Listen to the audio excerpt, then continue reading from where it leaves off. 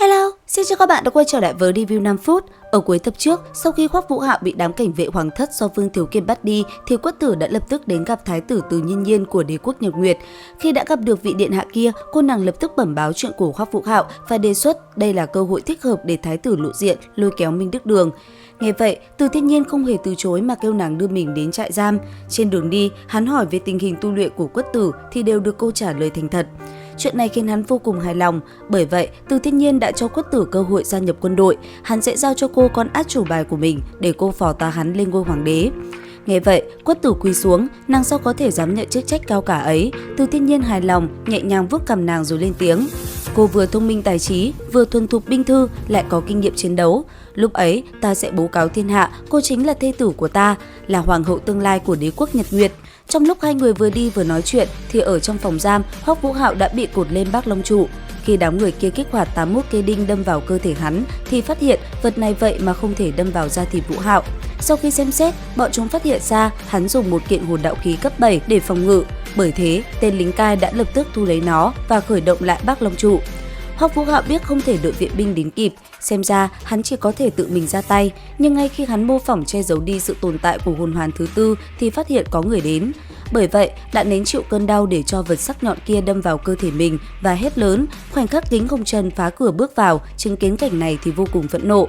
Ông hứa sẽ đòi lại công đạo cho hắn. Đúng lúc này thì thái tử cũng đến, sự xuất hiện của Từ Thiên Nhiên khiến Kính Hồng Trần cũng thất kinh, dù sao đây cũng là địa bàn của Tam hoàng tử.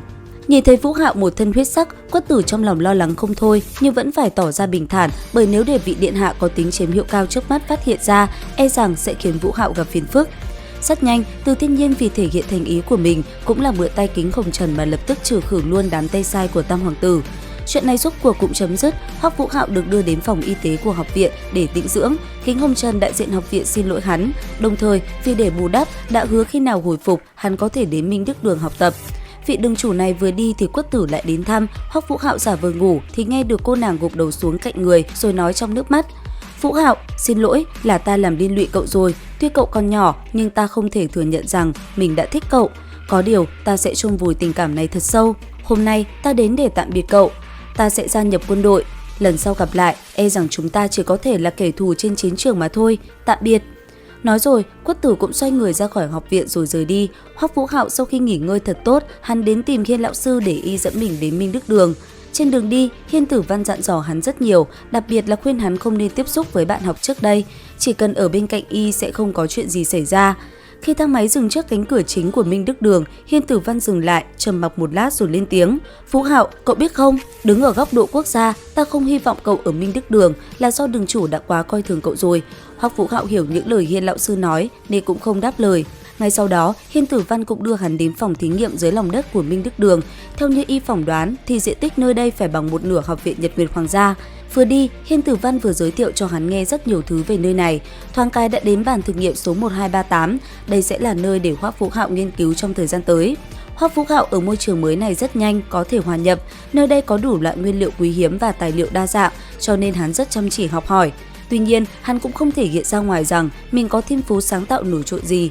Bên phía Kính Hồng Trần cũng cho người theo dõi hắn nhưng không nhận thấy điều gì bất thường. Nửa năm sau, Hoắc Vũ Hạo rốt cuộc cũng hoàn thành chế tạo hồn đạo thôi tiến khí thuộc về riêng mình. Thế nhưng lúc này, vận mệnh chi nhãn của hắn cảm nhận được nguy cơ mãnh liệt đang ập tới. Tuy nơi này là từng đống vách sắt nhưng hắn vẫn phải sử dụng băng hoàng hộ thể và lẩn trốn đi. Và đúng như dự cảm, chỉ trong tích tắc, một vụ nổ bất ngờ bạo phát, rõ ràng có người muốn phá hủy nơi này. Rất nhanh, sát khí mau chóng bao phủ khắp mọi ngóc ngách của Minh Đức Đường. Nhìn thủ pháp của đám người này, Hoắc Vũ Hạo nhận ra chúng chính là những cường giả phong hào đấu la của bản thể tông. Thực lực của bọn chúng không phải người mà hắn có thể đối phó được, nên Vũ Hạo quyết định sẽ ẩn náu thật tốt. Lúc này thì Độc Bất Tử cũng đã hiện thân, nhận được tin báo, Kính Hồng Trần cũng mau chóng có mặt. Ngay sau đó, một cuộc đại chiến đã liền nổ ra. Đến đây thì cũng hết tập 54 Tuyệt Thế Đường Môn 2. Xin chào và hẹn gặp lại các bạn ở những video tiếp theo.